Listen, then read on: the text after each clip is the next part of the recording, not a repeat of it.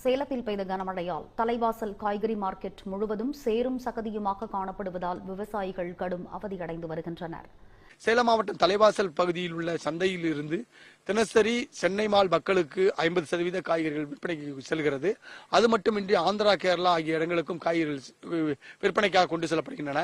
இங்கு தற்போது கடந்த ஒரு வாரமாக பெய்த மழையின் காரணமாக மார்க்கெட் முழுவதும் சேரும் சகதியுமாக காணப்படுவதால் விவசாயிகள் மற்றும் வியாபாரிகள் கடும் அவதியை சந்தித்து வருகின்றனர். நம்மிடம் விளக்குவதற்காக தமிழ்நாடு அனைத்து விவசாய சங்க ஒருங்கிணைப்பு குழு பொருளாளர் தங்கராஜ் இணைந்துள்ளார். அவரிடம் கேட்கலாம். சார், இந்த கோயம்பேடு சந்தைக்கு அதிக அளவில் சேலம் தலைவாசல் காய்கறி போதுங்க. ஆனா இன்றைக்கு தலைவாசல் காய்கறி மார்க்கெட் சேரும் சகதியமாக காணப்படுகிறது.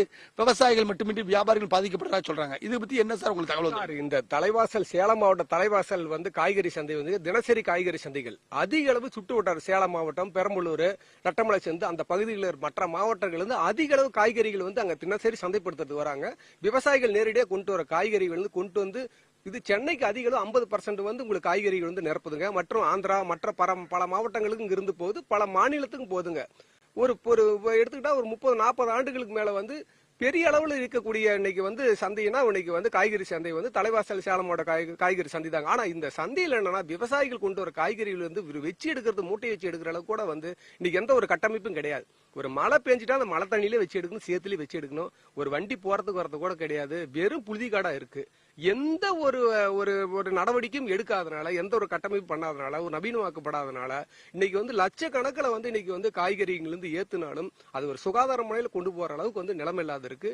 இது சேலம் மாவட்டம் ஆட்சித்தலைவர் ஐயா அம்மா அவர்கள் நடவடிக்கை எடுத்து, தமிழ்நாடு அரசும் நடவடிக்கை எடுத்து உடனே அதிவிரைவில் அந்த சந்தையை இன்னைக்கு தலைவாசல் காய்கறி சந்தை நவீனமாக்கப்படணும். வர விவசாயிகள் தங்குவதற்கும் கரெக்டா மழையில் வெயில் படாமல் பாதுகாத்து பொதுமக்கள் அது எந்த அளவு இயற்கையான முறையில விவசாயிகள் கொண்டு வராங்களோ அந்த காய்கறிகள் முறையா மற்றும் மக்களிடம் போய் சேர்றதுக்கு நடவடிக்கை எடுக்கிறதுக்கு சுகாதார முறையில அவங்க கட்டமைப்பு உருவாக்கினால் மட்டும்தான் இந்த மாதிரி பாதிப்பு இருக்காது. இது ஒரு 40 ஆண்டுகள் பிரச்சனை.